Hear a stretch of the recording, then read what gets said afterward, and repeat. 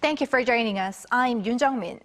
We begin with South Korea and Slovakia elevating their relationship to a new level after 3 decades of diplomatic ties.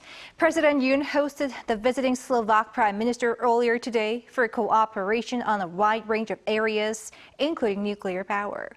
Our top office correspondent Kim Do-yeon has the details. South Korea and the Slovak Republic have elevated their bilateral ties to a strategic partnership.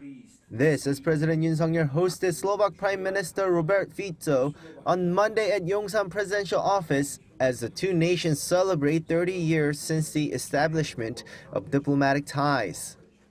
이는 양국 협력 역사에 있어 새로운 이정표이자 미래 협력을 향한 중요한 토대가 될 것입니다. 양국은 전략적 동반자로서 새로운 30년을 함께 만들어 나갈 것입니다.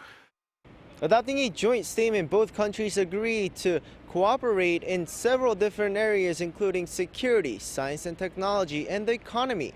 But nuclear power cooperation was one of the highlights for both leaders.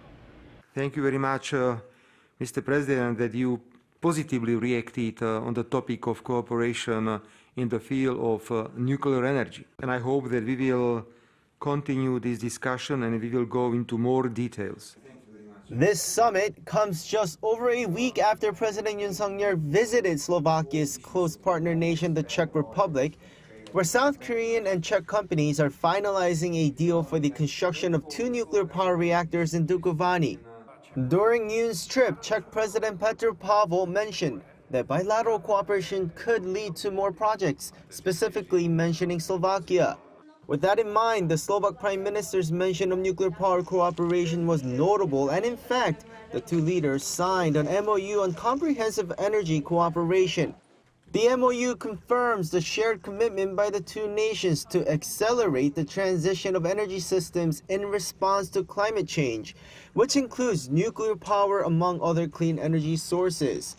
Meanwhile, the two leaders also signed another MOU on the trade and investment promotion framework. In terms of security, the two leaders also expressed strong concerns over North Korea's provocations and its military cooperation with Russia, agreeing to cooperate on denuclearization and human rights. Slovakia's Prime Minister affirmed support for South Korea's North Korea policy and the President's August 15th unification doctrine.